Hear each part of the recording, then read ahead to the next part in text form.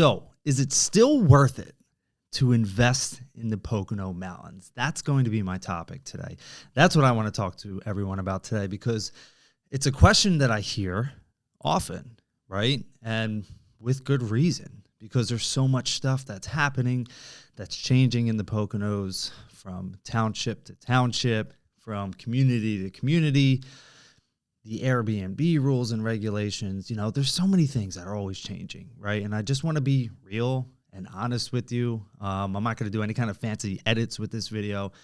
I just want to give you my personal experience coupled with my professional experience as a real estate investor, as a short-term rental owner, as a real estate broker, right? And I'm going to just give you what I feel is accurate about investing in the Poconos. And the question is it still a good opportunity? The short answer is yes. I do still believe that it's a good opportunity to invest in the Poconos, but that comes with multiple different caveats. So I'll start at the beginning. If you don't know who I am, my name is Shawn Connors, and I am an investor. I'm a realtor. I'm a real estate broker. I'm a co-owner of a real estate brokerage.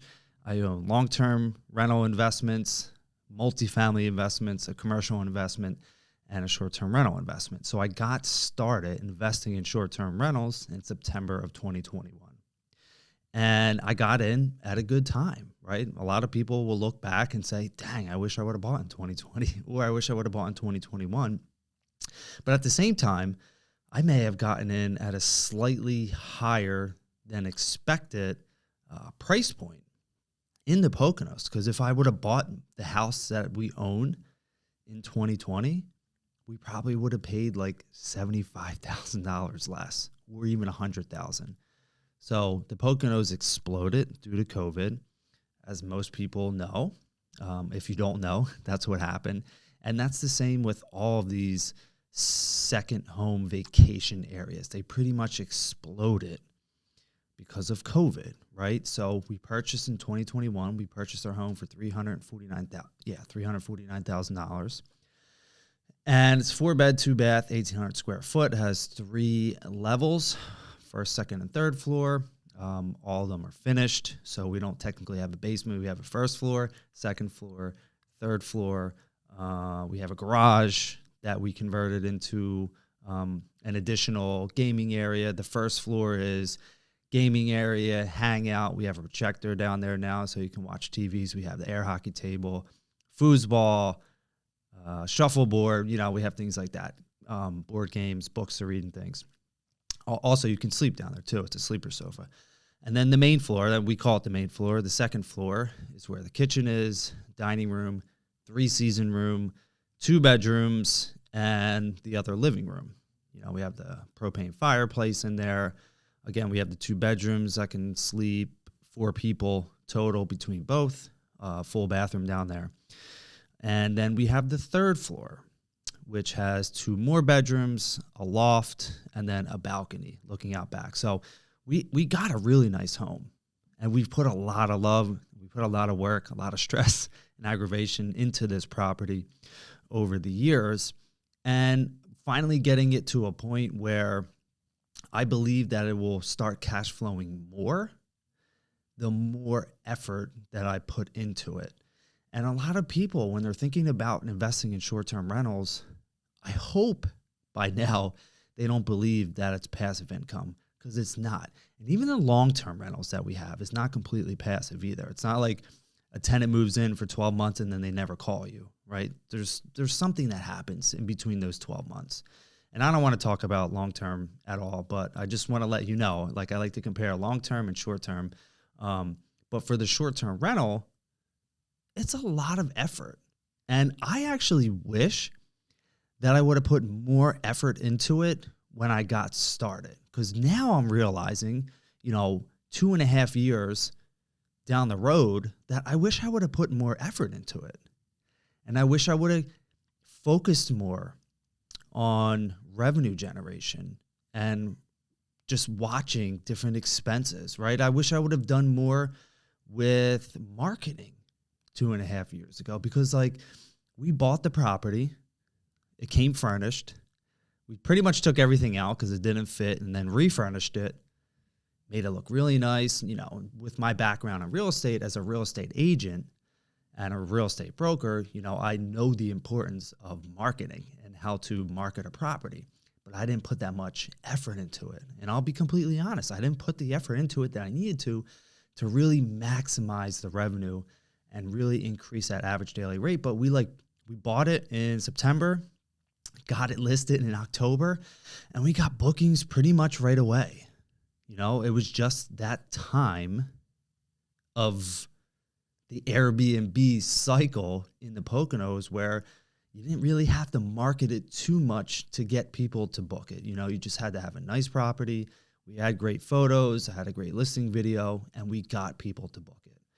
And it wasn't until owning it after, you know, these many years and having it and listening to other professional hosts, right? And that's one of the important things. Like, if you're going to get started investing in the Poconos, don't just take my word for it. You know, I'm just one of many people that considers himself a professional host. And I do consider myself a professional host, but there's so many people out there that have a lot more experience, that are very well versed in short-term rentals around the country, even around the world, that I highly suggest that you look into to get more information about what it's like to really own a short-term rental.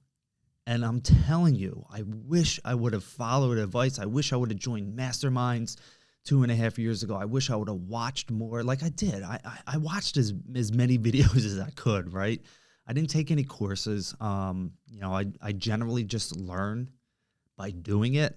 That's how I've always been. I just learned by doing it. I learned to be a realtor just by doing it. I also had a great mentor at the time.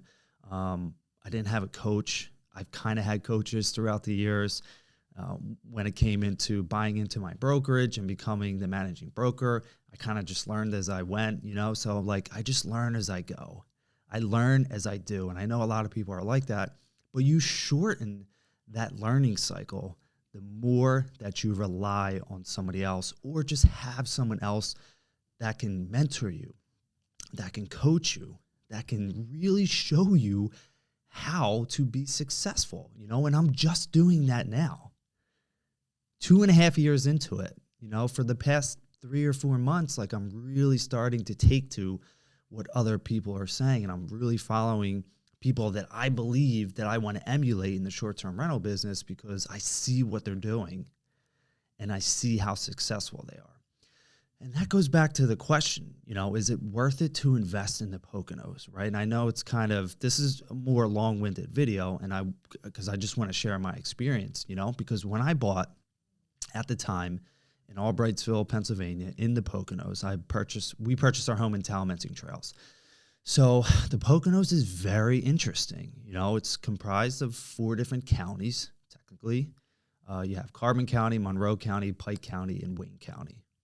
Now, I know that there are some areas in Lackawanna County that people invest, and I call it the Poconos. I don't know if everyone else does, but, you know, technically the Poconos is these 4 counties. Within each county, you know, these 4 counties is a large area, a very large area. Within each county, there's multiple different townships. And then within each township, there are multiple different communities, right? And just there alone can make a lot of people say, well, where the hell do I start? What do I do? Because there's so many different areas that you can focus on. Like, where do I focus on? What's the right township? What's the right county? What's the right community? You know, and there's no one right answer for that. The majority of main attractions in the Poconos are in Carbon and Monroe County. You know, that's where you have your Kalahari's, Great Wolf Lodge, Big Boulder, you know, the ski mountains, Montage Mountain, right? Most of these attractions that people travel to the Poconos for 12 months out of the year, you know, for all the different hiking you can do and the paintballing and the Jim Thorpes and the East Stroudsburgs, you know, these little towns that you can visit, they're mainly in Carbon and Monroe County. So that means that there's a lot of short-term rentals in Carbon and Monroe County. And then you have Pike and Wayne County, which are a little bit further north. And I'm not saying that there's not a lot of stuff to do there, but you have Lake Wallenpaupack, which is one of the biggest lakes in the entire state of Pennsylvania. And it is, of the Poconos, it's only one of 2 lakes that you could have a motorized boat in, right? So that's a whole nother market up there. And, then you have Hawley, Honesdale, right? So there's so many different places. And it's like, where do you start? And I had no idea. I'm from Philadelphia. I live in the suburbs now of Philadelphia. I traveled to the Poconos when I was young. I had no idea where I was going, right? I just went. I had friends that had properties in different parts of the Poconos, trailers, right? So there was nothing really to it. I didn't know much. I didn't know anything, but I immersed myself in the area. And what my wife and I did is we visited multiple different townships, multiple different counties, and multiple different communities to get a feel for the area. And we were under contract on our first property, actually in Lake Ariel, which they've been in litigation since 2020 between the HOA and the short-term rental owners. And we were looking at properties during that time and under contract. And I didn't really know what was going on. They're still in litigation. And it's crazy because Lake Ariel, that's that area, and we were under contract in a community called The Hideout, which I love. I think it's a great community. It has so much to offer, and we were super excited. Fortunately, it fell out of contract because we would have just been battling, and, the fees are really high. And that's another thing, like the fees. So you have the counties, you have the townships, you have the communities, and they all have different fees. They all have different HOA fees. They all have different short-term rental fees, and I'll get into that in a little bit. But we didn't know, right? So we went to the Hideout. We went to Lake Arrowhead. We went to Talmenting Trails. We went to Emerald Lakes. We went to Locust Lake Village. We went and looked at properties, Big Bass Lake, which I absolutely love. We went to all these different communities and all these different townships, right? And I didn't know what the short-term rental ordinances were, what the rules and regulations were in each one, but I know how to do my due diligence. And that's something that you really need to focus on if you're going to invest in the Poconos. You really need to do your due diligence on each area that you're buying in because they change so much.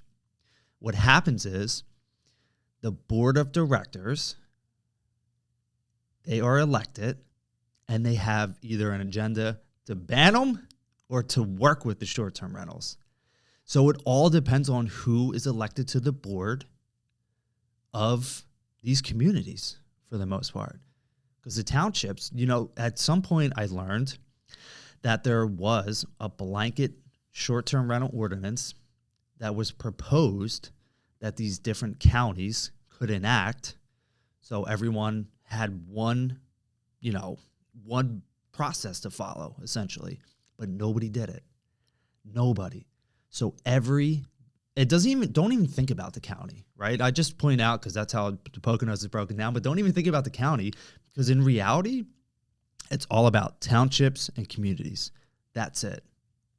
And if you don't buy in a community, I don't think there's anything wrong with not buying in a community, but people generally are purchasing properties in communities because of the amenities that they offer, right? So if you don't buy in a community, I still think you can do well. You just have to, make your property really stand out. So if you're focusing on just the townships and communities, right, there's so many different ones. And it's like, where do you start? Because they always change.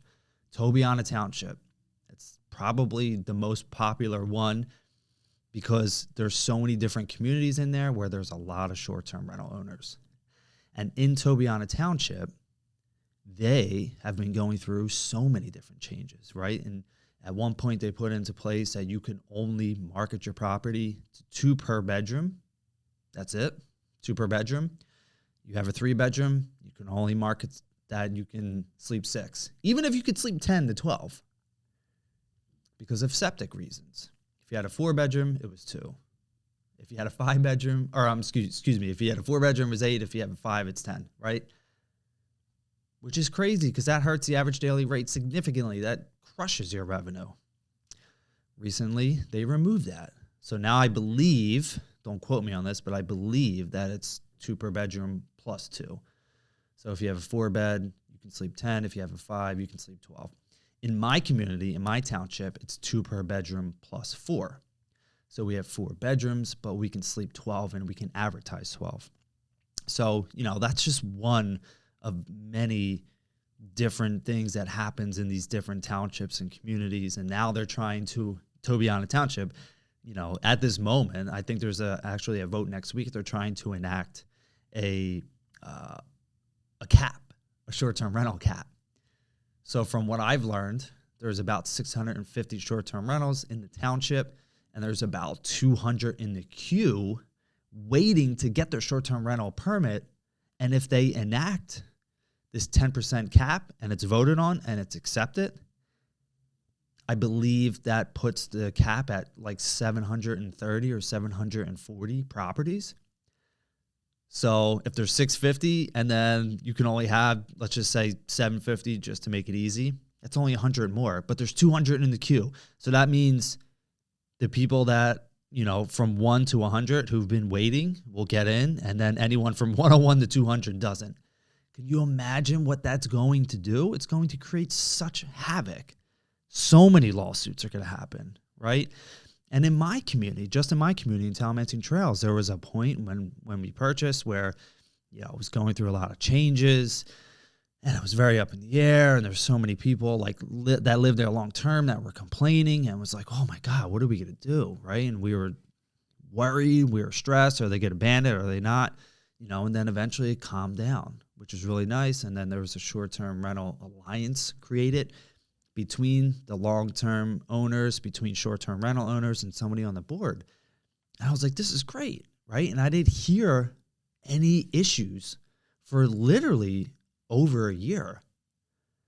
And I was like, wow, our township really figured it out. Our community really figured it out.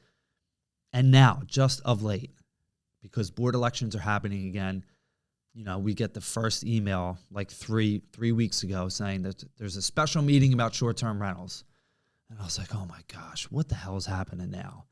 And then I talked to other people who have an in the community, and they're saying, yep, our community, Talamancing Trails, hired the same attorney that the Hideout, which I was talking about in Lake Ariel, who's been in litigation for 4 years, hired to do their litigation. So now this is what I'm hearing, it's all hearsay until I know for sure, but I'm hearing that my community now hired the same attorney. And it's like, are you kidding me? Like, everything was good. Everything was great. I didn't hear of any issues. It seemed like everything was on, the right path, and everyone was working through it. But now we have the special meeting coming up on April 6th. And it's just, you just don't know, right? And you don't know. And that just really comes back to the question, is it worth it to invest in the Poconos? And I truly believe the Poconos is a second home. It's a vacation destination. It will always be. I was reading an article that said the population of the Poconos will decline by 20% by 2050. And by the population, it means that people who live there long term. And it's already a vacation destination. It's already a second home destination. Yes, there are people that live up there long term, but that amount of people is going to continue to decrease, which means that it's going to always be, in my opinion, this is my opinion, right? And don't take my word exactly as truth. It's just my opinion. It's going to be a second home vacation destination for years to come. It's been for decades already. It's going to continue to be that way.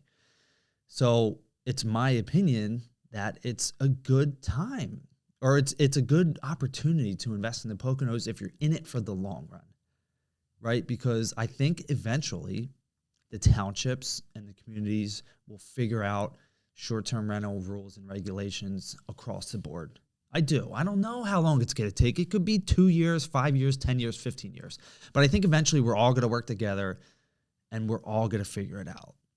And that means that if you're in now, or if you're in the next year or 2 years, then you're going to be set. But you have to think about it long term, right? It's not a short term, get rich quick scheme. Real estate investing is long term wealth building.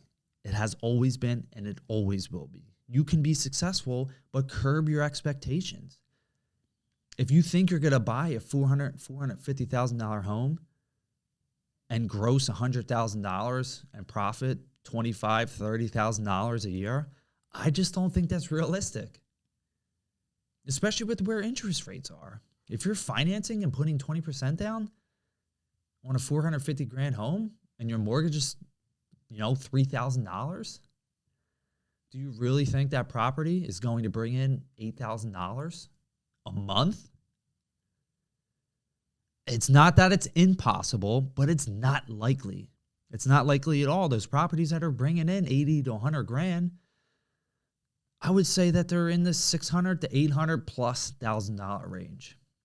And that's what you have to consider. Curb your expectations. Don't come in thinking like, you're going to knock it out of the park right away and you're going to be making 25, 30, 40 grand net, unless you're buying, a high-end property with high-end average daily rates, a luxury property, right? So if you're just like the basic investor, you're looking at that 300 to 400 or even like the 300 to 500, just curb your expectations.